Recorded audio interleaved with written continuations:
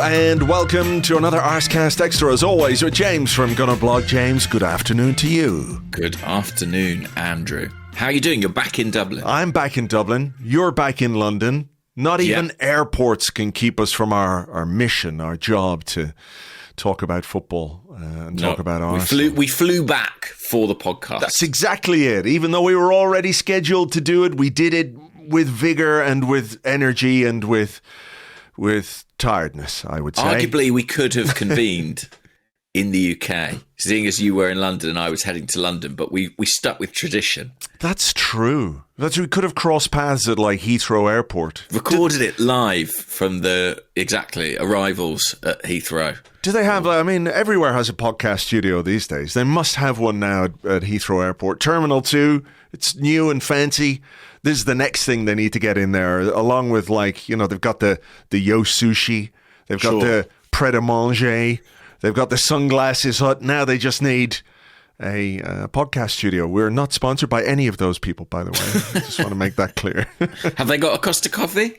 Because I am in bed with Costa Coffee. That's true. So. Yeah, big Costa, big coffee. You and your big coffee. How was your trip? My trip was good. It was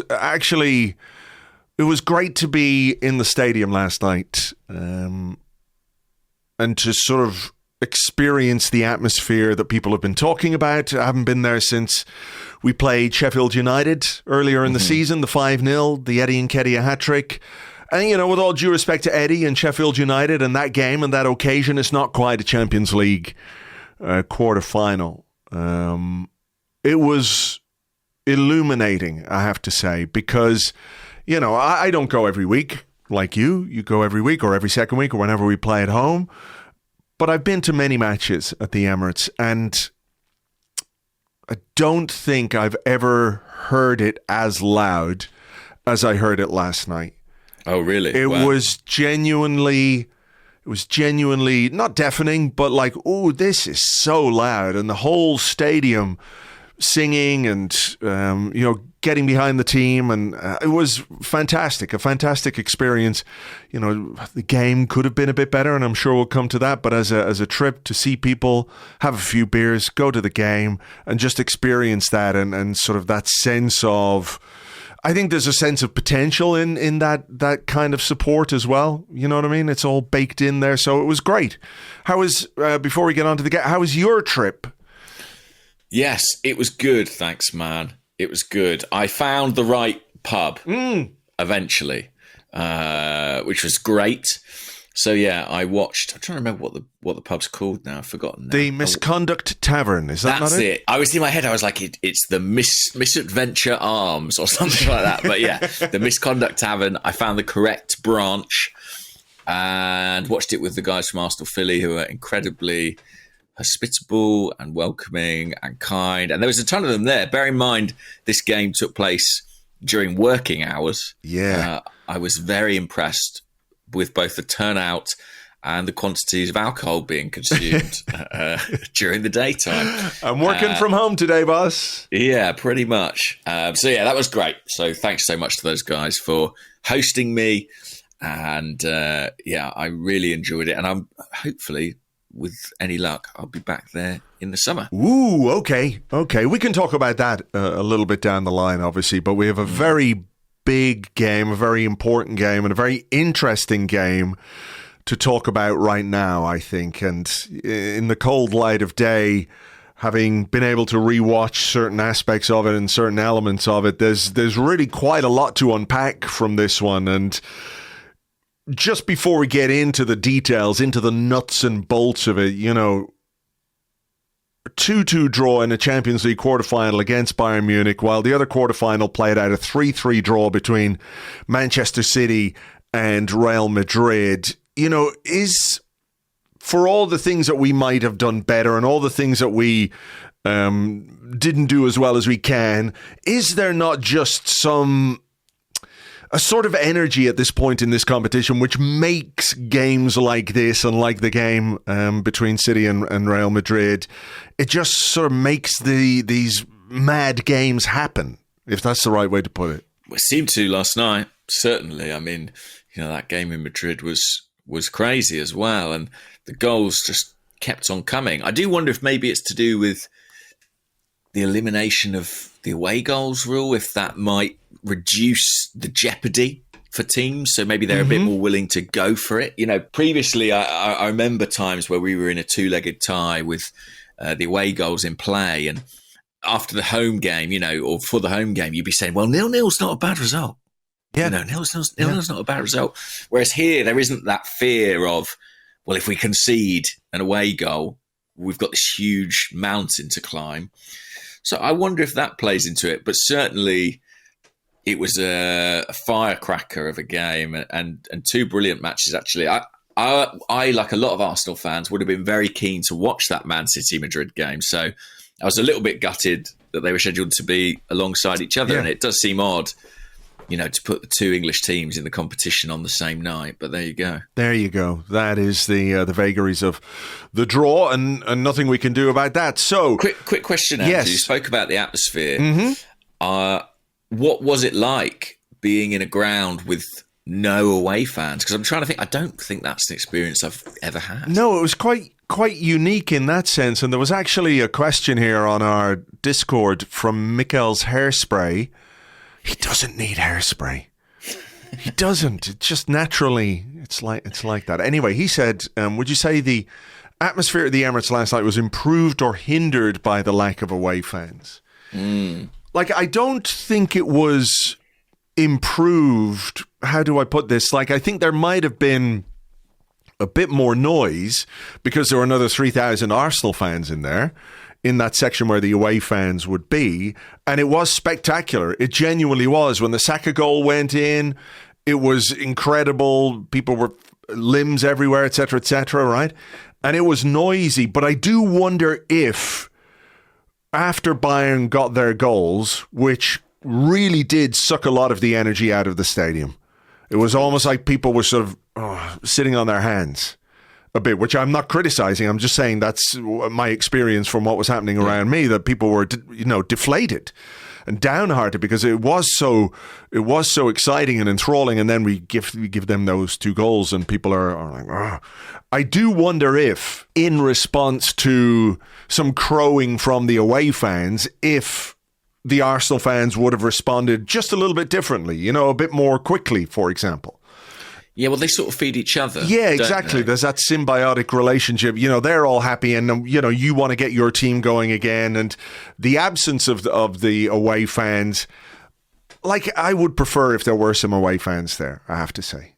Yeah. And the 200 Bayern dignitaries in attendance didn't sort of unify in chanting or anything like that? I did see down below me, actually, there was a section in the below me where maybe some Bayern fans who got tickets made themselves known at one point, and then, from what I understand, they were unceremoniously turfed out on their ear, having been given pelters physically and maybe a little bit more by some of the Arsenal fans around them. But, whoever sold them those tickets, I don't think is going to be in good shape with the club, because they were quite strict about that, weren't they?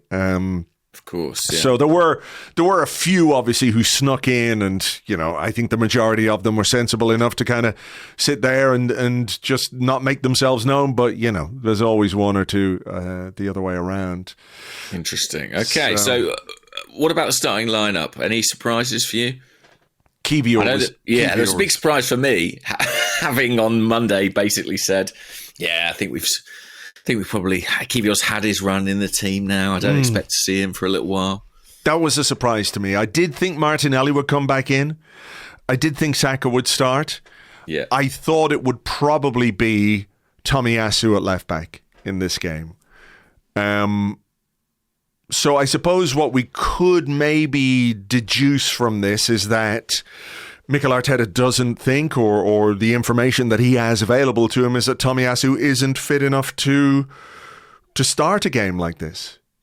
Maybe so. So that would be my explanation. And it's not, again, to sort of do Kiwior down, but ultimately, when everyone is fit, that classic line, when everyone is fit, he is basically the fourth choice left back.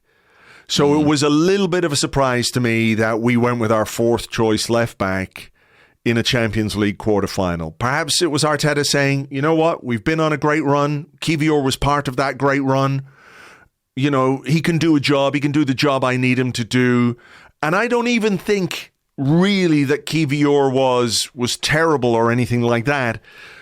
But it was a surprise to me. And I do wonder if Kiwior and Martinelli, neither of them played particularly well, and I think I was looking for a bit more from Martinelli, and I did wonder if there was a connection between Kiwior starting and Martinelli not quite being in the game as much as you would like him to be. Yeah, possibly. I mean, I felt like Kiwior struggled a little bit at Manchester City, and this was another big game against another big, like very difficult opponent in Leroy Sané, right? I mean, and for someone who's playing out of position, I just thought it was a really big ask. And I'm sorry to say I wasn't especially surprised when he was hooked, essentially, at half time. No, I mean, that was pretty much everybody was talking about that substitution being in the pipeline at halftime. Everyone around me was saying, well, we've got to get Kiwior off and we'll put Tomiyasu on at halftime. As it was Zinchenko, and we'll talk about him maybe when we come to that.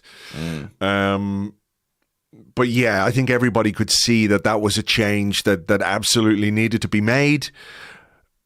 Towards the end of the half, maybe it's just my eyes. Maybe the stats don't bear this out, but I felt at times like Kiwior wasn't necessarily being bypassed, but we were going back the other way. We weren't really using him. The passes weren't going to him in a way that they might ordinarily go, you know? And I wonder I just wonder if that played into the manager's decision as well. You know, sometimes you can tell a lot from the way the other players react to another player's performance.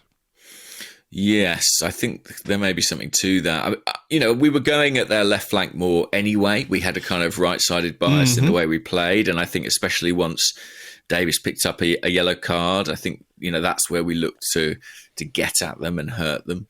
But Kiwior wasn't particularly influential on the ball and seemed to be struggling to keep up with Sané off the ball. That's not to kill him. I mean, a lot of defenders would struggle to live with Sané, right? He's electric, and he really was for Bayern last night. Yeah, maybe we'll come to the moments because we'll talk about their goals, and I do think Kiwior was for the second one. There's Sané is a very good player, but I think there are things that he could have done in that situation. However, the game started very well from an Arsenal perspective, and we went ahead, what was it, 12, 13, 15 minutes? I can't quite remember the time. Minutes, I think, yeah. Kai Havertz did well to win the ball back. Ben White played it to Bukayo Saka, and Saka, I think this is a really, really good finish from Saka, because sometimes you see a player, the ball breaks to him in the box, he has a pop, he knows where he is more or less, but I think when you look at the replays of this, you can see Saka take a touch, have a look, and just put the ball exactly where it needs to go to get beyond Manuel Neuer. I think it's a great finish from Saka. It is a brilliant take. I don't know if he does take a touch, Andrew, before. Does he not? I think he just spins on it, which, if I'm right, I think is actually one of the really impressive things about it. I mean, because it's a pass like into his path, and he's able to just completely adjust his footwork and his body to be able to sweep it in first time, I think. It's a beautiful goal. Really beautiful goal. And yeah, I bet the atmosphere was crazy at that point. Yeah, hang on, I'm going to have a look. Oh, you're right. He lets the ball run across him, actually. I thought he'd taken a tiny touch, but no, the ball just runs across him. Has a look, it's a great finish. It really is. And the atmosphere was amazing. And then there was a chance to make it 2-0. Yeah, big moment, I would say. Big moment. It's not often, though, that you would see your right back in that position, though, in a game like this. I think I do think Ben White has got the technical ability and the sort of composure character to have done a bit better there. Like a bit more precision. I think he just rushed it a little bit. He didn't quite pick his spot, just sort of hit it straight at the goalkeeper. But I'm not going to kill a centre-half playing a right-back who's all of a sudden in a centre-forward position for not scoring to make that 2-0. But it's impossible not to wonder what might have happened if that chance had been scored. If that had gone in, if Arsenal had been 2-0 up after 20 minutes, thereabouts, obviously the dynamic is different. And I wonder if that was a sort of a crescendo that we could have ridden, if you know what I mean. Arteta went quite big on it. He said, you got to take that chance kind of thing. It's nice play by Havertz. He wins a second ball and, finds Ben White. I would say Ben White has many, many, many attributes, but I've not considered one of them being finishing or goal scoring necessarily. He doesn't seem to have that kind of Gabriel Koscielny knack of finishing things off inside the opponent's penalty box. But I don't know. He sort of he must just kind of hesitate a little bit and ends up going pretty much straight at the keeper. I think it's one of those where because you're not used to being in that position, you think, okay, I'm going to just hit this as hard as I can and hope that it goes either side of the goalkeeper or through his legs. But I've been there, But I think, look, I'm with you in that I think he's good enough to have scored there, and if we had, it just felt like we were going to sort of run away with it at that point in the game. And maybe that's not true. We'll never know, sliding doors and all that. But given what followed, it was definitely a big moment in the game. Yeah, it certainly was. So what followed were two relatively quick goals for Bayern Munich. Where do you stand on the first one in terms of blame? We're trying to analyze it, try to unpack it and see why it happens. So maybe blame is the wrong word, but what did we do wrong here and who did what wrong, I suppose is the way I would put it. I was a bit surprised to see David Raya quite that far up the pitch and also making a move towards the ball where, really he should have dropped back and maybe taken a pass from Gabriel in that situation. Gabriel turns, he's under a little bit of pressure from Harry Kane, I think it is. Plays a kind of a reverse pass towards Kiwior. I know people have opinions about Kiwior in this game. I don't necessarily think that's on him per se. I think it's just a misplaced pass which catches him out, and from there obviously Bayern take it forward. Declan Rice, usually so good at reading the game. He takes a step towards the ball, which allows Goretzka to run past him. He can't get back. Ball to Gnabry. Gnabry gets there before Ben White. And I think the shot went between Raya's legs and in off his heel. Yeah. I mean, where do I attribute blame? I think there's a few things, really. I mean, Raya's proactive coming off his line has been a real positive for us this season, but I think he does get this one wrong. I think he misreads the ball over the top, essentially. I think he thinks it's going to run through to him and it doesn't quite. Gabriel gets there. And then what he wants, Gabriel, is a sort of 20-yard knocking the ball back to his keeper, but there's no one there. Yeah. So he can't do that. He tries to turn on it. With hindsight, he should probably just put it out for a throw-in, but that's not the way that he's instructed to play. It's not the way Arsenal do things. He tries to keep the ball and miscues that pass. I'm with you. I don't think there's a great deal Kiwior can do with that pass. It's pretty... If you look at the angle, there's an angle like behind the goal. It's pretty wide of him. Yeah. It's not a great ball from Gabriel. I'm watching it again here. And then Bayern pounce. And I was surprised to see Goretzka run off Rice like that. It's not often you see player sort of burst past Declan Rice in that fashion. No, I think what Rice looks like he's trying to anticipate a pass into Goretzka, into feet. Yeah. But he, that step he takes forward is fatal there because Goretzka can just run beyond him. The pass into him is good. The run from Gnabry in from the left-hand side is very good. The finish is good. Well, that's the thing about this game, and I think about this level in terms of being in a Champions League quarter-final, is that if you do make mistakes, you probably will be punished because your opponents have a caliber of attacker that we don't come up against every single week. I think that's exactly right. That there was a lot of talk about Bayern, and maybe this is something we'll come on to a bit later on, but if they have some problems, if they have some weaknesses, it's not in the top end of the pitch, where you've got Serge Gnabry and Leroy Sané and Musiala and Harry Kane. It is not where they are weak. So to make a mistake and to be punished ruthlessly by it, we've talked about learning experiences with this team. We've talked about learning experiences with this manager. I'm sure this isn't fucking big news to them or anything, that if you make a mistake against really good players, chances are you're going to get punished for it. But it is a little bit of a reminder that, you have to be nigh on perfect to win games like this or to get the right results. And,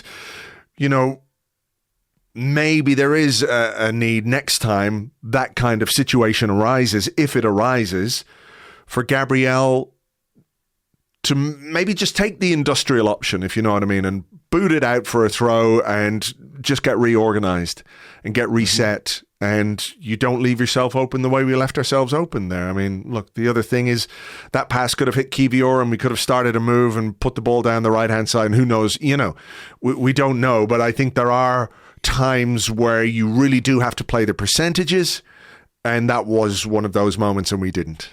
Yeah, it's tricky, isn't it? Because Arteta's teams have clear principles of play, and I don't think he's ever going to be too critical of a player for following those. But yeah, with hindsight, you'd like to see Gabriel take the easy option. Yeah, I mean, I think there were a few moments like that actually where you have to consider the percentages in what you do. We had a really good, I think it was second half. It all gets a bit fuzzy, but second half, there was a free kick not too far outside the box. And Martin Odegaard had the chance to curl it into an area where we had 4, 5, 6 men maybe, right? And he went for the little chip pass. He went for the little chip pass over the top for Kai Havertz. Like, if that works, it's a piece of genius and a piece of brilliance. But in games like this, when you're a team like Arsenal who can score goals from set pieces, play the percentages as well as you can. If you're in a situation in the last 20 minutes of a two-legged tie where you have to be more risk-taking, or you have to try and find that opening, the thing that somebody expects, fine. I do think in the first leg of a game at home, you just need to be a bit more solid, and there were too many occasions.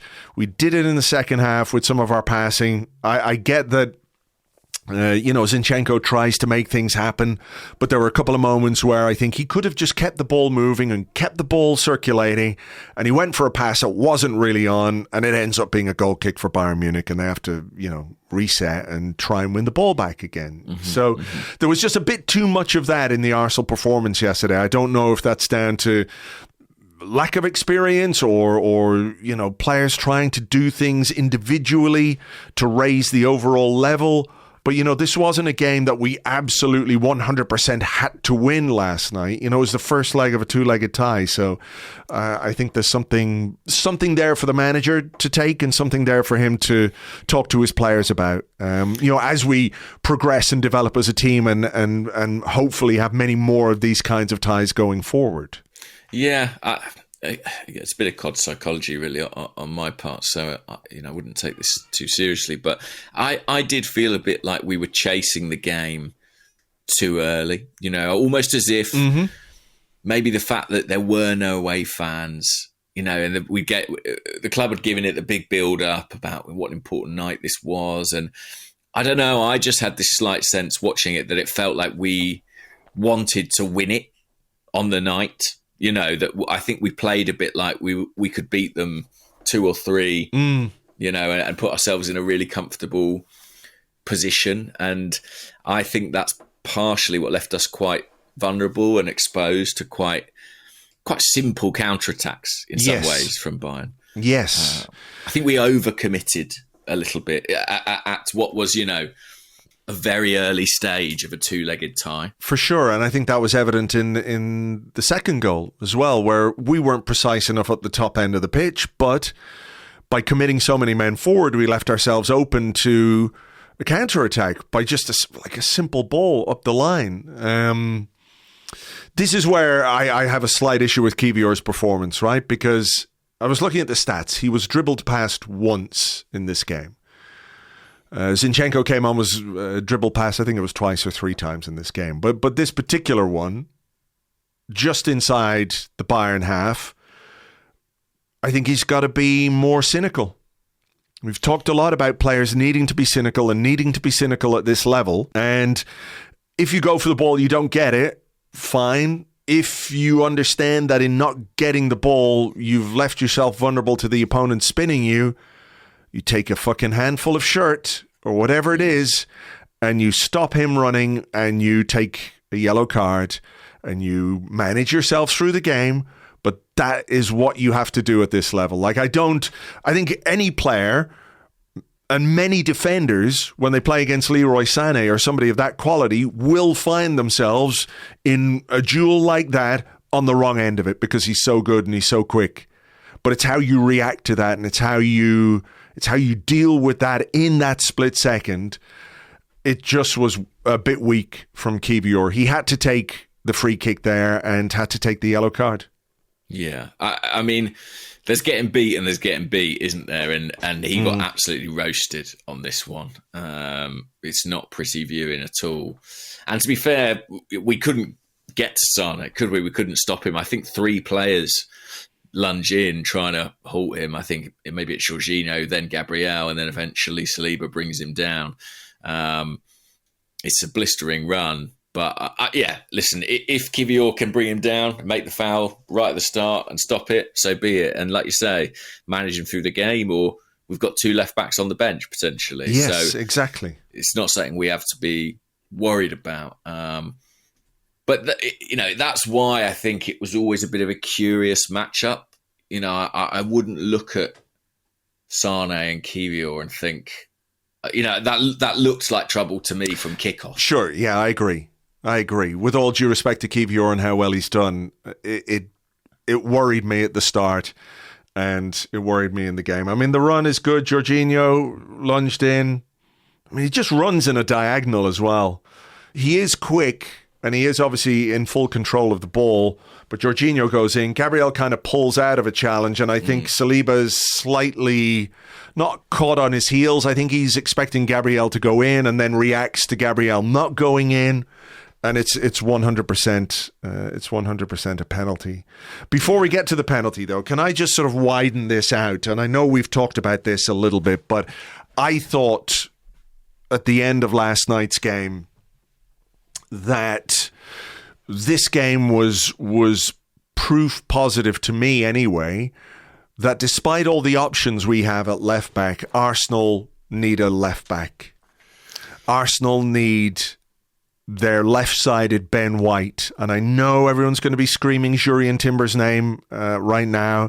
And if it's him, great. I'm not necessarily convinced that that's what he's going to be for Arsenal. I don't mean he can't play there and won't play there.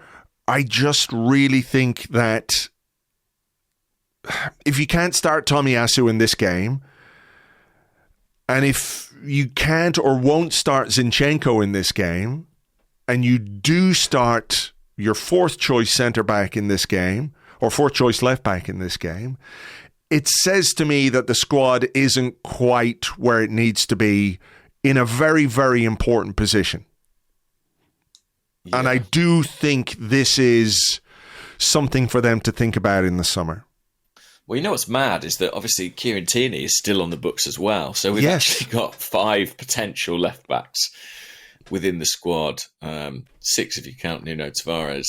And yet we don't really know who the first choice is. And maybe that's a bit of a problem, right? Like if there's all these candidates, but none are absolutely convincing, maybe it is something that needs addressing. I would be inclined to agree. I think left back, I think it will be on the agenda this summer. And I think it ought to be. Maybe Timber can be that guy. Maybe he can. But, I think they've got other plans for Timber as well. I think they want to use him at right back. And, I don't think we should discount him playing at centre-half either. No, I mean, look at Ben White, who's amazing. And, everyone loves Ben White. But Ben White has been playing with a heavily, heavily, heavily strapped knee for about 3 weeks now. Yeah. He, and carrying an issue with that knee for longer than that. And he is, he is suffering the consequences of our reliance on him. And I really do think that part of why we bought Timber was to ease that burden on him. And again, look, he can play left back and he might well play left back. I just don't really think that there are too many teams, top teams, who are playing a right-footed player at left back for the whole season. I just don't think that really happens. I could be wrong. Someone can correct me if I'm wrong. But I think a right side of Timber and White and a left side of who I don't quite know.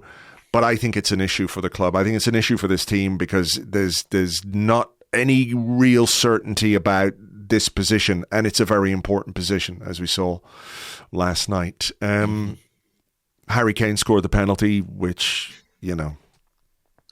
certain degree of inevitability. Sure as night follows day. Where was this? I enjoyed this on the Discord from Big Harrow 99.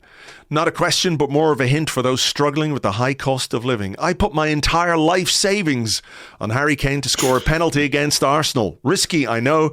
Seriously, though, he gets one every time. Anyway, good news. I'm $87 richer today. So congratulations to you, Big Harrow. I mean, David Raya went quite early. I thought it was almost like he wanted to just get it over with as well. Just like, he's going to score. Put it in the net, Harry. Let's all get on with our lives. It's it was an unusual kind of penalty from Kane. You don't see him take those very often. Like, quite often the precision is there, but it's usually coupled with a lot of power. Yeah. I think he said afterwards that his mind up for it to an extent. Probably. I think I read some quotes somewhere earlier today about how he saw Raya move and it was relatively easy for him to just put it where he thought he was going to put it anyway. So that's 2-1. And like I said, the stadium is a little bit deflated, discouraged and disappointed and frustrated, of course, because of the nature of the goals that we conceded. I think if you concede 2 brilliant goals to a team like Bayern Munich, you go, okay, all right. But when you're masters of your own downfall, particularly in a period where I think Arsenal, I don't think you can say we've been flawless, because that doesn't really exist in football, but I think we have, cut a lot of silly stuff and errors out of our football, and for 2 big errors, relatively big errors, to manifest themselves on the big European stage, on a big important night, I think it really, it was really unfortunate to see it, and it did take the wind out of our sails, for sure. Well, it could have been worse, couldn't it? I mean, we spoke about Ben White's miss at one end of the pitch, but he pretty much prevented a goal at the other, didn't he? Chasing back to make that tackle. Brilliant defending. When you look at it again, the reading of Sané's run and the timing of his intervention is just superb. Brilliant defending. Because I think that would have been 3-1. And that would have been big trouble. Big trouble. It's his header that gets cut out. So he's actually chasing back to atone in some respects for that. And nothing motivates you like a mistake on a football pitch. Yeah, but that's true. The speed he shows and the technique on that tackle is very impressive. Right, so we're only at half-time. Kiwior came off. Zinchenko came on.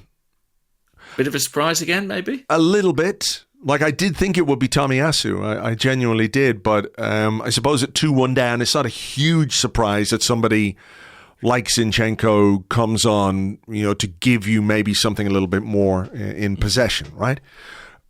I'm curious as to what your read of Zinchenko's performance was, because in the stadium, he made me nervous. And I wasn't alone in that. Quite a lot of the people around me were also quite nervous. In possession or out of possession? Both. Both. Right. No, genuinely, like there was one ball over the top where, that diagonal over his head that we've talked about quite a lot. Bayern were given offside and he kind of got away with one, but, on the plus side, he held his line. Defensively, people were worried. I was certainly worried. The sort of, again, going back to the risk-reward element of someone like Zinchenko, a topic we've covered quite a bit, what made me more nervous wasn't what Zinchenko did or didn't do defensively, because I've come to peace with that, if you know what I mean. I know what he can do and what he can't do defensively. There are things he can do quite well, there are things he can't do quite well, and I think there's a relative consistency to those things. I thought in this game, in possession, I was worried and a little bit disappointed with the quality of his passing at certain moments. And if what he's supposed to be really strong at isn't as strong as it used to be, again, I think that comes back to what we've just been talking about with our left back problem. Like, I don't think he was awful by any means, but I have to say I just felt worried about him, and maybe that's my issue. So I'm curious as to what you thought, because I know that when I did the player ratings last night, albeit without having watched a lot of it back, a lot of people disagreed with my rating of Zinchenko and my take on Zinchenko. So I'm curious as to what you thought. Well, it is tricky because there is a bit of baggage around the player now. I think he is someone who generates a bit of anxiety. I'm not even saying that's unreasonable, but I feel like, every time he's picked, sort of, certainly online, for example, the conversation is about, is this going to cost us? I thought he was mixed in his game yesterday. I thought there were times where he forced it. There were a few balls over the top that just ran out of play. I think he was looking to find Martinelli early and didn't always come off. What I thought he did well, or the respect in which he helped us, was that I think he helped us numerically in the middle of the pitch, where I think we'd struggled. Jorginho and Rice have been really strong over the last couple of months, but I thought they found it quite hard going against Bayern. I thought Goretzka was quite dominant in there, and I think Zinchenko just gave us a bit more steadiness in terms of sort of the structure of the team. He added an extra midfield body, essentially. Which I do think served us quite well. But equally, it wasn't a Zinchenko game where I felt like he was the conductor, driving us forward and pushing everything on. So I felt there was good and bad to his game. I thought on balance, Arteta essentially took the risk, didn't he, of bringing him on because we needed a goal. And I suppose on balance, he'll feel that it worked. But again, it comes back to what you were saying before. Is there a bigger conversation to be had about left back and the type of left back this squad may need moving forward? Yeah. Some of the sort of pushback I got on the Zinchenko stuff was people saying that they thought Zinchenko completely changed the game, which I'm going to credit to two of the other substitutes. I think Gabriel Jesus and Leandro Trossard gave us things in this game that we hadn't had. Before we get to that, though, Harry Kane, red card or not for you? I think that very easily could have been a red card. I think he's quite lucky that it wasn't. You've seen them given as yellows. You've seen them given as reds. I'll use that kind of language probably on several decisions in this game, that you've seen but go both ways. But I think on another night, he very may well have been sent off for that. I think he should have been sent off. I think it's entirely deliberate. The look doesn't look good. Exactly. Well, the look is so he knows where to swing his arm in order to connect with Gabriel. And I think that is what makes it a red card for me. Players, look, Kane is very strong. It was tough going, I think, for Gabriel at times against him because he is so strong and he's so canny and uses his strength very well a lot of the time. But as we know from experience, I think there are times where perhaps in the Premier League, with the protection of being England captain and all the rest, he has been able to get away with certain things that other players would not have been able to get away with. Mm-hmm. So we know that there is that side to his game. I think this particular incident, you can see him have a look. He throws an elbow back. He catches Gabriel on the underside of the chin / the throat. That is deliberate violent conduct, and it should have been a red card. Should have been a red card. I think he's very, very lucky. I think that's right. I think he absolutely knows what he's doing. Mm-hmm. And him and Gabriel have had a lot of running battles down the years. Yeah. And it would have been a big moment for him to go off, because it would have been absolutely hysterical in front of 60,000 Arsenal fans. Highlight of the season, but it would have also shorn them of him for the next game. Again, I take no pleasure in saying this, but I thought he put in a really good centre forward performance, and that attacking formula Bayern have of Kane dropping in, and 3 runners who can all sprint beyond him. It's quite effective, isn't it? Yeah, it is. Let's move on then to another controversial incident where Bayern Munich feel like they should have had a penalty. Yeah. This is confusing. I've watched this back quite a few times. Substitutions are being made. Gabriel Jesus and Leandro Trossard are coming on for Martinelli and Jorginho. The ref's whistle goes. Raya kicks it to Gabriel. Gabriel picks it up. The ref's whistle goes again. The Bayern player, we couldn't figure out. I didn't really understand what was happening in the stadium at the time because I don't know whether I just wasn't paying attention. I was just by completely on TV. I'm not even sure the US commentary drew attention to it. Because we were looking at Kane going, what the fuck are you complaining about? The ball's in play. What, play the fucking game. We thought he was complaining because, Kane had a shot, right? I think that deflected off Rice. Was it to do with that? I can't remember. Can't remember exactly. We thought maybe they were claiming for a handball on the block because we just couldn't make sense of it because it's obviously a really strange incident, and this thing of defenders taking goal kicks is quite recent, so there's not much precedent for something like this. No, there isn't. Bayern obviously are very unhappy about it and remain very unhappy about it today, and Thomas Tuchel was unhappy about it. I saw some quotes from their sporting director talking about how unhappy they were about it. I mean, how do you... I'm trying to, think about this and think about what would happen if it was up the other end. Sure. And that is the way to think about it. And I'm sort of like, if they gave a penalty, I obviously wouldn't complain about it. I'd say that was a bit odd. But at the same time, I don't think I could bring myself to vociferously complain that a penalty wasn't given for that.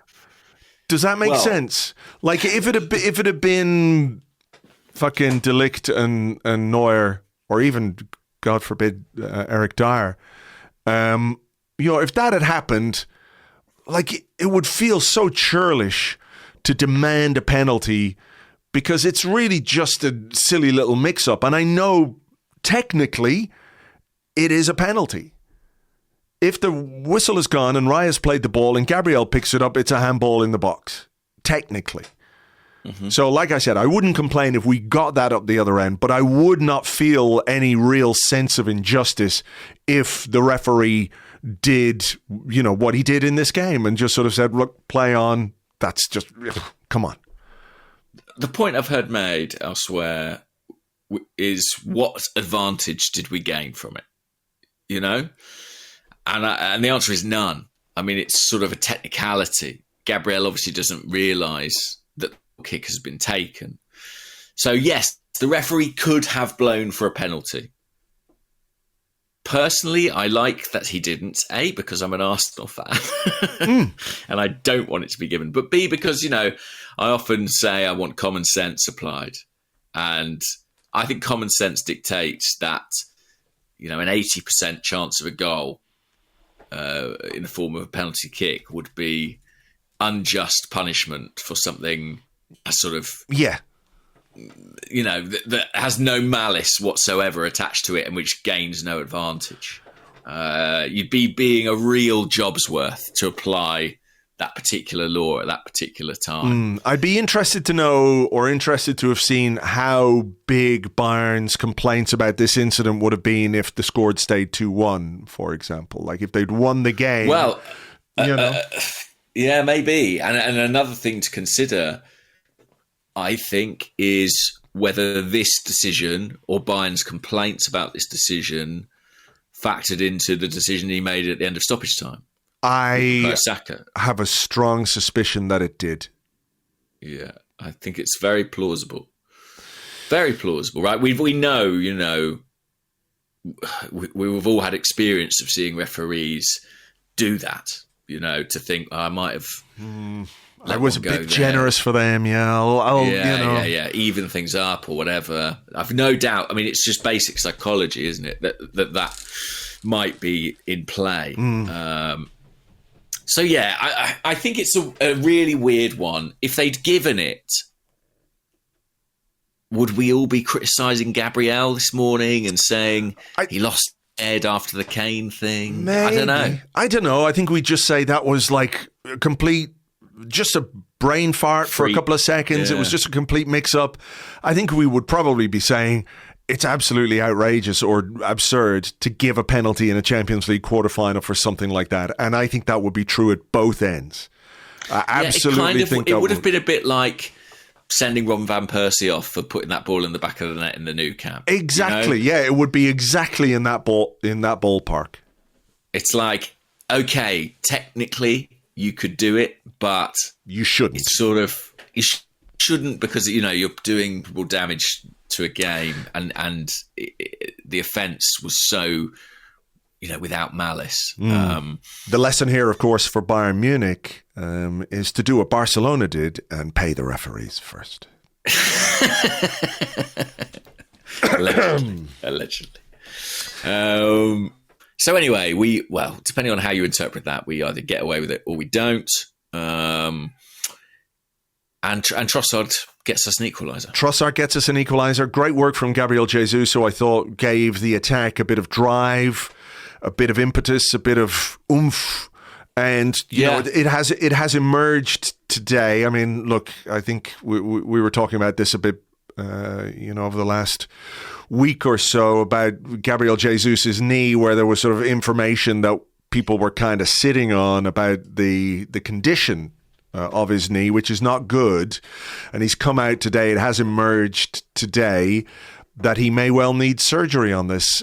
Jesus says about the Copa America, I don't know if my knee will be good enough to be available. This is in the summer. He said, it doesn't matter if at the end of the season I have to open up my knee and correct what's getting in the way and missing out on the chance to play for the Copa America. He said, my desire is always to be available for both Arsenal and the national team. But I think where we are now with him is a situation where, I suspect probably he's been playing through a bit of pain or a bit of... there's been a problem that he's been playing through in order to, play in a World Cup or play for Arsenal and play for Brazil. And I think now he's sort of prioritizing the fitness aspect of this. And, there was team selection talk and team selection decisions about next week and who starts and who doesn't and everything else. But it's clear from what Jesus has said and what, we understand and information that we've had, that he is very much being nursed through the final part of this season. Yeah, absolutely. And it may affect how frequently he can play. Mm-hmm. They probably have to manage his minutes quite carefully to keep him available for selection. But he had a big impact in this game. I was a little bit surprised, I have to say, that how Arteta reshuffled it, seeing Jesus back through the middle. We've not really seen that for a few games. He's been out on the left. Havertz dropping a bit deeper. Trossard on the flank. But it worked well. And Jesus' unpredictability, I think, gave us a new dimension in attack. And his assist for Trossard is really a thing of beauty. I mean, the close control and then the awareness to release it at the right time. And there's no one in the squad I'd rather have coming onto it than Leo Trossard. Yeah. I mean, the guy knows where the goal is. Excuse me. He sure does. It's a great finish, and what a big goal that could be in the context of this tie. We don't know. But I fairness is not really a thing in football. But it would have been very frustrating because of what we did early on in that game and how we actually gave Bayern those 2 goals not to have got something from this game. Was it someone, I can't remember which player said, we'll be happy with a point. It doesn't quite work like that in knockout ties, but it could have been Trossard himself, actually, I can't remember. But it's a big goal, and I think obviously it's important because it means we go into the second leg level. But I also think as a way of sort of demonstrating that there is something about this team that, even if we were poor on the night, and even if we did make bad decisions, and even if we gave goals away, we've got the quality and the character to get ourselves back into the game and to ensure that we go to Munich level. I think it's pretty even Steven going into the second leg. We can play better. Maybe Bayern can play better. But I think with a goal deficit, I mean, it obviously makes it more difficult. But I just think there's something about what that goal means for the perception of this Arsenal team above and beyond the result last night. Yeah, I think it's a massive goal. Another massive goal for Trossard in the Champions League. And my fear around that time in the game was that as we went looking for an equaliser, as we went chasing it, Bayern had already demonstrated their threat on the counter. And I felt that a 3-1 defeat at the Emirates Stadium was very much a possibility. And I think that would have been incredibly difficult to overturn in Germany. So I think in the context of the tie, it's a massive goal and a massive moment. I mean, in fairness, Bayern very, very nearly nicked it, didn't they, in stoppage time? My recollection of that, I'd have to watch it back, and I haven't really. My recollection is that in the build up to that moment, or before, that they were miles offside and they played on, but it could easily have been a passage of play that was like 2 or 3 minutes before that. Things get quite mixed up, when you don't see replays of things and replays of play. You need to do your I'm watching back homework. now that there is a moment where it looks like someone may be offside. I'm just trying to see if Zinchenko. Yeah, it does look like. I don't know who that is on the left wing for Bayern, I'm afraid. Maybe it's. I don't know. But the left winger, whoever it is at that particular point in time, looks like they are ahead of Zinchenko and potentially off. And then Koeman knocks it against the post. So I don't know if it would have stood. No. But it was a heart-in-mouth moment, that's for sure. It certainly was. And then we have the the final drama right at the death where Bukayo Saka gets played in behind. Neuer hangs out a leg. Mm-hmm. Saka hangs out a leg. Yeah. The two collide. And, this is a big talking point. It's one of those where I think if it's given, nobody really argues too much with it. But I can sort of understand why it wasn't given at the same time. Yeah, I mean, there have been a couple of penalties recently in the Premier League that I think are sort of worth mentioning in passing. I mean, one was obviously the Jesus one at Brighton, right? Where, there was the discussion of, player got the ball. But I thought that was absolutely nailed on a penalty. And then there was one at Old Trafford the following day, which I think was closer to this one. Who was it? Harvey Elliott was brought down by Wan-Bissaka, right? And there's no contact, by the way, between Harvey Elliott and Wan-Bissaka, like zero contact. Yeah, I remember watching the Wan-Bissaka one on Sky, and I seem to remember Carragher and Neville sort of saying, it's a penalty. And I have to say, I was watching it and thinking, I'm not so sure. Like, I'd need to see that again because, quite... it was Harvey Elliott sort of bought it in a big way, you know? Mm-hmm. But the penalty was the decision. And therefore, I do find it difficult to look at this. I know it's different competition. I know it's different standards, different bar perhaps. But I do find it hard to see how this hasn't been given as a penalty, this one. I think it's... In sort of the full context of the game as it is today, you know? Yeah, I think it is much more a penalty than not a penalty. Same. I think it's more a penalty than the Harvey Elliott one. Oh, I do yeah. think that. I mean, I don't think the Harvey Elliott one should be a penalty at all. I think it's really clumsy from Wan-Bissaka. But I think, you need to... If you're going to give a penalty in a big game like that, the defender needs to make contact with the opposition player. I think in that situation, I know people say Saka should stay on his feet and go round him. Look, it's a split-second decision.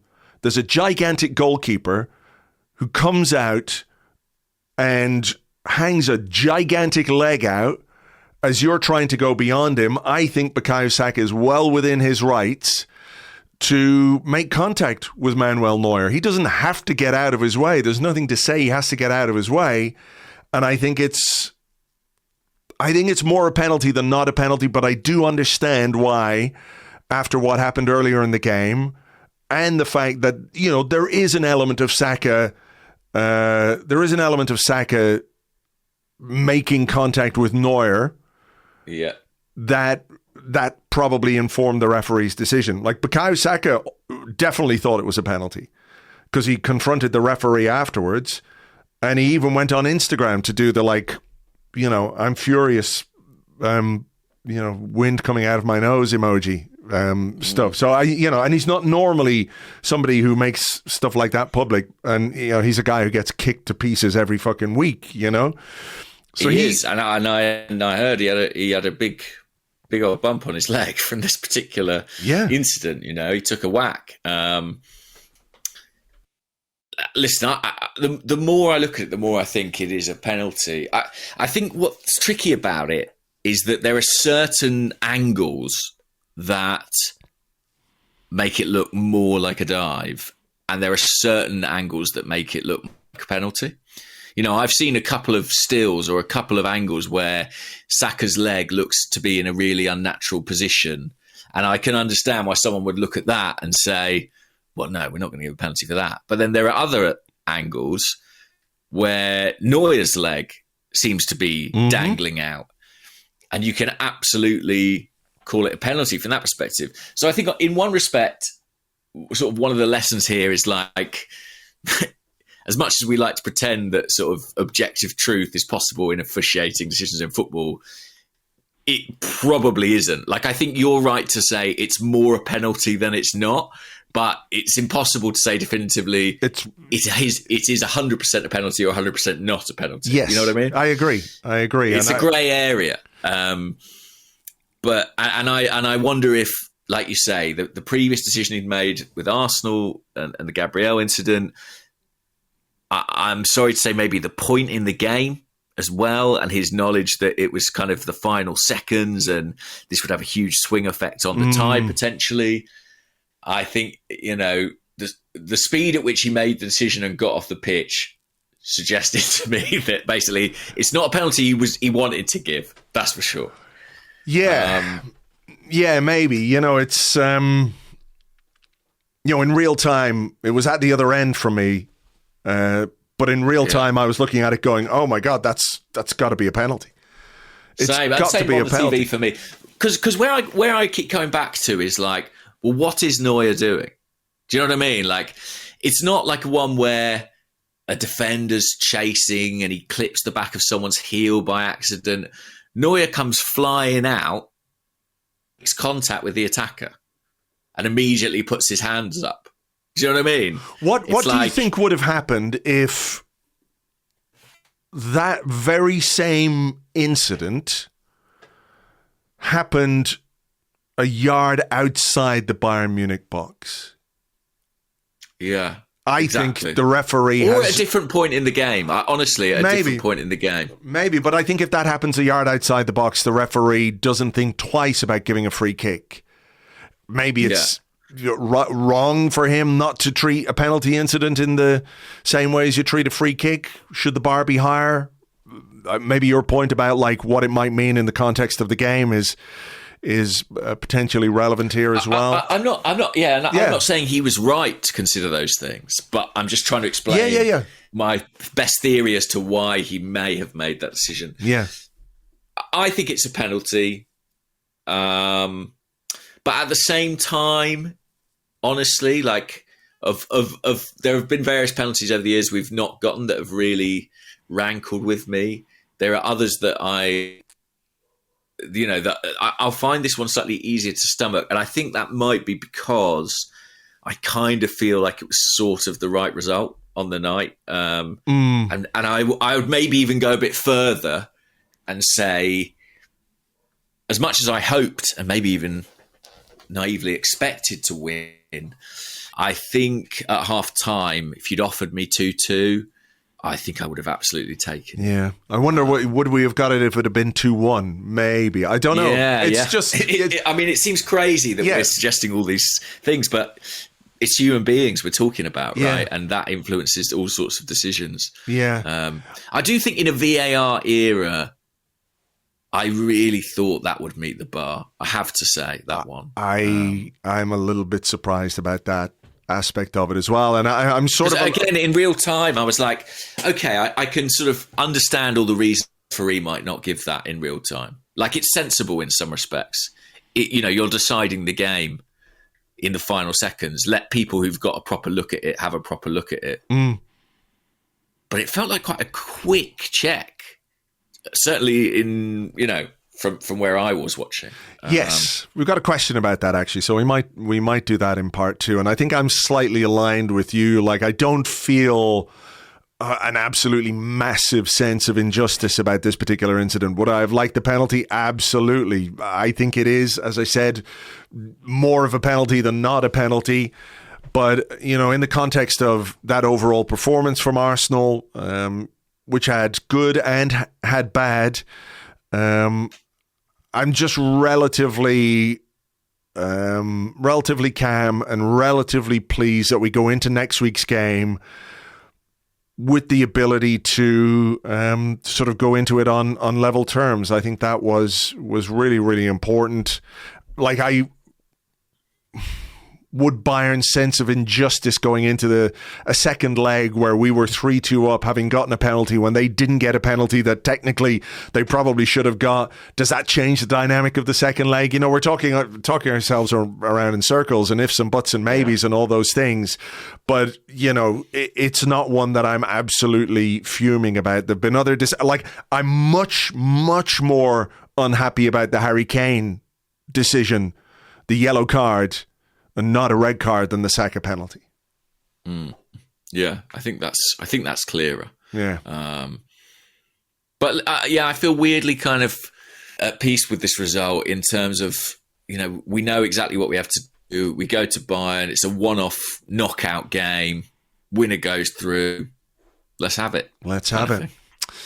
All right. Well, look, we've done over an hour on the game itself, which tells you a lot about what we saw last night and just how much was involved, and maybe even the subjective nature of some of the things that were involved in that game. But it's 2-2 at halftime in this particular Champions League quarterfinal.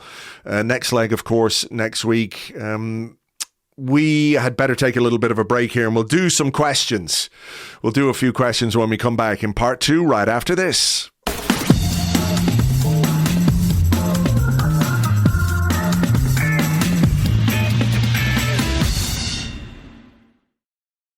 Welcome back to the Arsecast Extra. This is part 2 of the show where we answer questions that you sent to us on Twitter, at GunnerBlog and at Arseblog, also on the Arseblog Discord chat server, which you get access to if you are an Arseblog member on Patreon. James, as you've got a transatlantic flight under your belt, you can go first. Thank you. All right, well, I'll start with these. We've got a couple of questions about Declan Rice. So, Grimmer Soul said, "Hello, gents. Are we sure the Rice at number 8 formation is working in these big games? I hope Mikel knew they would try to catch us on the break, and not having Rice at 6 hurt us, in my opinion." And then AJ on a similar theme, says, was this Rice's weakest performance for Arsenal? At the 8 in a game like this, he was far too far forward to limit Bayern's counters, but not aggressive enough in possession to influence the attack. Would you play him at 6 in Munich and play Zinchenko to help him build up? There's a lot to unpack there, isn't there? I think he did struggle a little bit, and I think he was not rendered ineffective, but there were times where his position on the pitch was not where I want to see Declan Rice in a big game. Mm-hmm. And that was quite a talking point around me in the stadium as well. Oh, really? Yeah. So, would you mean sort of camped on the edge of the box kind of thing in congested areas? Yeah, he was a little bit too far out left, maybe at times, a little bit too high up at times. I think I understand why he went with the team he did, or with the midfield that he did, you know. But I just do think Rice.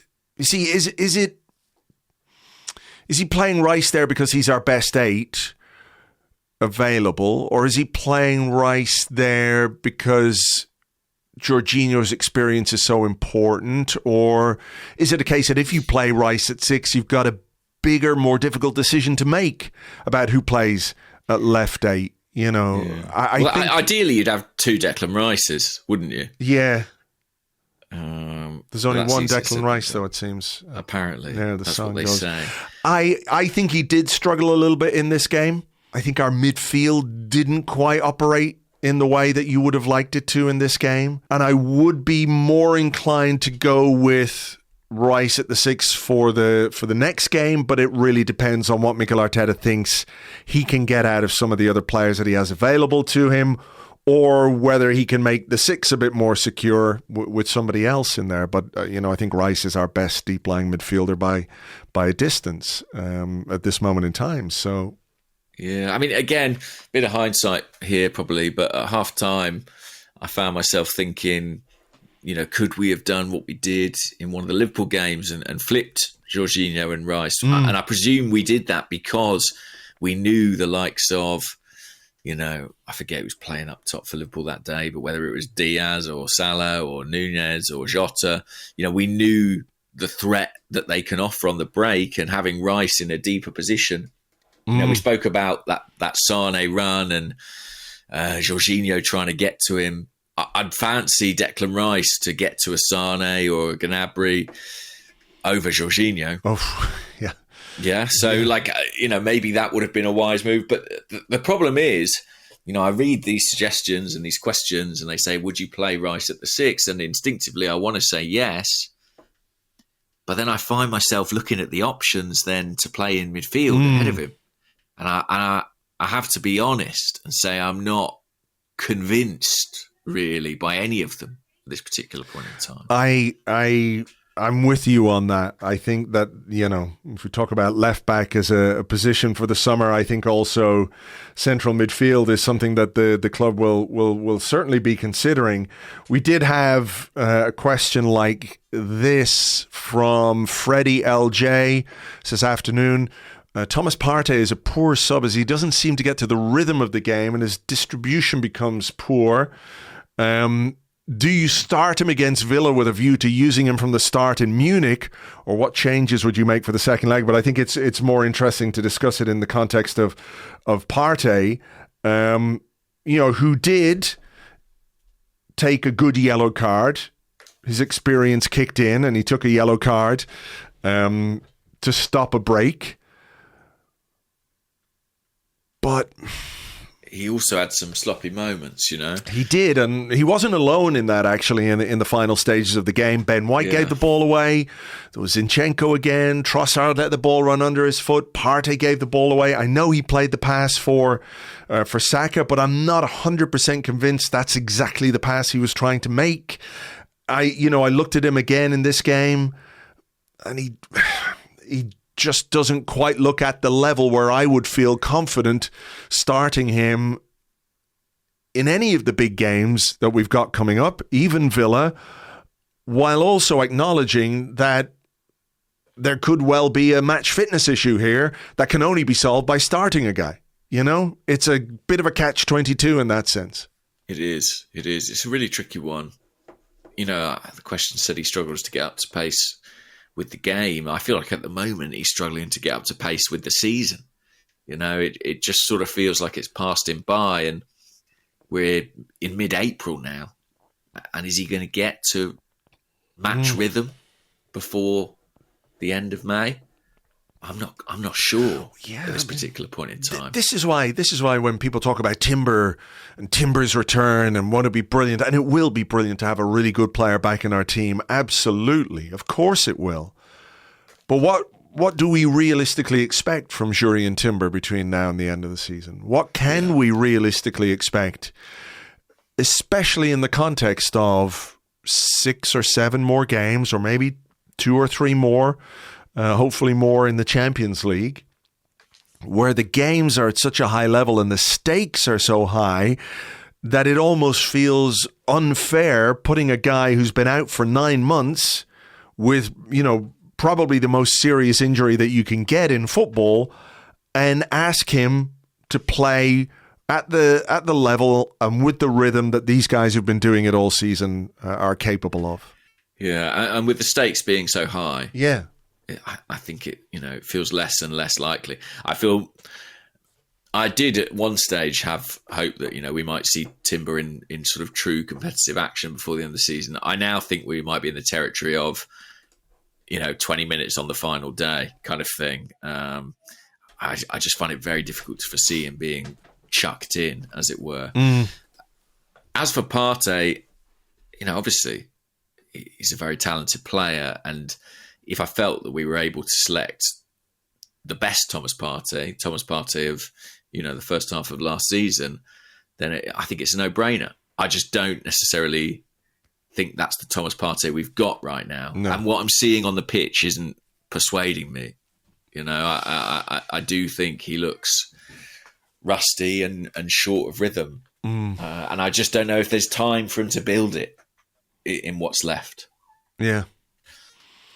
Which is frustrating because, he would be a very, very handy player.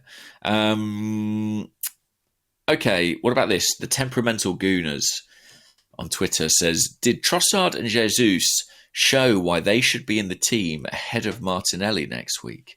Martinelli has the pace, which frightens teams, but Kimmich had him locked up, and it feels like a long time since Martinelli was making a difference for us. Yeah, I had another question as well about Trossard from Bakary Lasagna on the Discord, who said, should Trossard start at left wing for us in the Champions League? Seems to have that extra level of maturity and composure that you need at this level of the competition. It would leave us with a great sub in Martinelli to bring off the bench. And there was another question about, it comes from, I think it's from Joss W. Bennett, who asked a question about Trossard, like, is his impact from the bench such that leaving him on the bench is kind of a good idea, because if you need somebody to make an impact off the bench, he's proven that he can do it. It's a really tough one. I would probably be inclined to play Trossard from the start against Bayern next week away. Really? I think he's delivered goals with a kind of frequency and reliability this season that he's played his way into the first 11. I think if you're going to play Kiwior and Martinelli as your left-hand side, I don't think that works. Zinchenko, Martinelli, even Tomiyasu and Martinelli is probably a little bit better. I mean, we have to remember Martinelli hasn't had a lot of minutes or rhythm in the last month or so. So if it's a game that is very likely to be tight, or at least the approach from Arsenal is likely to be pretty tight, Trossard is a guy who can get you not a goal out of nothing, but the ability to do what he does in tight areas. I don't think anybody else is really doing that. I think he, along with Havertz, is probably our form attacking player at this moment in time. And they have a nice understanding as well, those two. They do, yeah.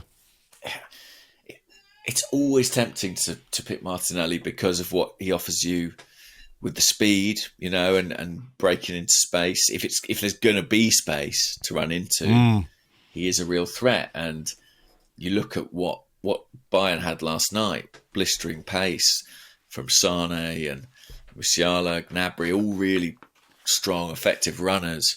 And we could do with another one or two like that in our squad, and that's not what Trossard is. But equally, I take your point. I mean, he is very productive, and part of me wonders, if we took all the names and the reputations and the transfer fees and everything away from the players, if we were judging them purely on their output, we'd probably be picking him. Mm-hmm. But I think because he came from Brighton and he was a second choice signing, and we see him as a squad player, maybe we kind of categorise him in that way. But every time he gets a chance, if you're Leo Trossard and you're not in that team, you've got the right at this point in time to be having one of those knocks on the manager's door. He's doing pretty much everything that could be asked of him. I agree. And look, it's not to say that every time Trossard plays, he does brilliantly. There's been games he started that have passed him by, or games where he hasn't been able to make an impact. But I'm just looking, at goal scoring. We're going to need some goals in Munich. And, this season, he's our second highest goal scorer, isn't he? He's got 13 goals. Bukayo Saka, 18 goals, and then you've Havertz and Odegaard on 10 each in all competitions. Martinelli on 8, Jesus on 8. And Saka's taking penalties, let's not forget. So, yeah, Trossard's goal contribution from open play is very, very good. I think he's got a really strong case. And Martinelli's an interesting sub as well, I think. Particularly if you've got a game that, let's not forget, it could be a 120-minute game. Yeah, this is very true. This is very true. I think I would start Martinelli against Villa and earmark Trossard for the start against Bayern, but we'll have to wait and see. Team selection for Bayern could be very heavily influenced by what happens against Aston Villa as well. So we have to remember that, and of course keep our focus on the Villa game on Sunday. Let me ask you this one from James Morgan, who's at Mullet Rider on Twitter. He says, has this Champions League run come too early in the #project? We're in with a shot of the Champions League and Premier League double before the Arteta project has really matured. Lessons need to be learned regarding Champions League knockouts. It would almost feel odd winning it while learning on the job. I know exactly what they mean with that question, actually. Like, do I really in my heart believe that we're ready to win the Champions League? No. I think we could do it. And I guess if we do it, we will have been ready. But with the Premier League, I have that sense of like, we went close, we learnt from it, we're in the mix again, we've taken those lessons on board. With the Champions League, it all feels quite new and fresh to this group. And it is entirely new and fresh to this group. The most of them, playing in the Champions League knockouts, who's done it, right? Jorginho, Havertz. I seem to remember thinking there was one other player in the squad who's got that sort of experience, maybe Thomas Partey. But there's not a great deal of it. Zinchenko and Jesus, I guess, you'd say as well with City. But the rest of the squad, it's new to them. So I think Arteta's Arsenal generally have always kind of operated a year ahead of schedule. I think we were close to nicking the top 4, probably before we were ready for it. And then close to winning the league, probably before we were ready for it. And now we're on the cusp potentially of a Champions League semi-final. And maybe it is a little bit early. Maybe it is a bit premature. But these are the experiences from which you learn and which put you in a place to be able to go on and win it. I mean, look at Man City. Look how long it took Man City to win the Champions League with all the resource, with all Guardiola's experience. I think it is its own beast to a certain extent. And listen, I don't rule out that we could do it. We absolutely can. But I think if we do, we'll be ahead of schedule. Yeah, I think that there's no arguing with that we would be ahead of schedule. I just think a Champions League run is educational. Certain players and maybe even the team itself have to understand and realize that Champions League football is a bit different from Premier League football. Yeah. I saw a lot of people talking about Saliba. Is Saliba, is he as good in Europe as he is in the Premier League? Maybe not, but he'll learn. This team will learn. And I think, as we've often talked about, there is an ability from this manager and this group of players to very quickly learn from situations that haven't gone as well as possible, mistakes that they made, performances that have been below par, tactical decisions that haven't been quite right. We're never going to win the Champions League with this group of players unless we go through some of these experiences, learn from them, and improve. Yeah. We talked about the first leg against Porto and about how their experience as a club of the Champions League was so important to them and how it made life difficult for us. Like, this is a Bayern team that 4 years ago won the Champions League with most of these players.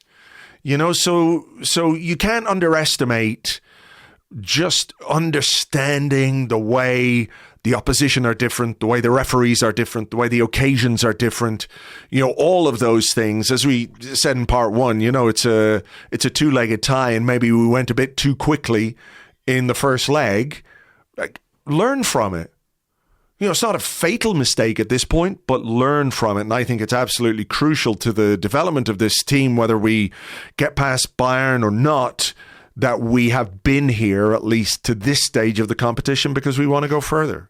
Yeah, and I think as fans and maybe as a club, I think we have to learn to respect this competition. I think maybe being in the Europa League has kind of slightly skewed or diminished our view of European football. But I think, this Champions League campaign has taught us if you drop below your level, you will suffer. Look at what happened to us against Lens, right? Look how we struggled against PSV, was it, when we rotated? Similarly, Porto, that was a draw we sort of actively wanted, and look what hard work it was. Bayern struggling in the Bundesliga, no away fans. Perhaps this will be a breeze. Far from it. The caliber of these teams is strong. And I think because of the strength of the Premier League, I think maybe sometimes we overlook that. And the Europa League is a very, very, very different competition. Yeah, for sure. And I know we all sort of know that, but I do think nice to get a reminder. About the level, Yeah. I mean, look, anyone who thought it was going to be a breeze against Bayern Munich was getting carried away with themselves. No two ways about it. Yeah. And I don't know that people were saying I know. But there was a confidence going into this. I think sometimes it is useful to get a reality check of both, who you are, where you are, and what you need to do.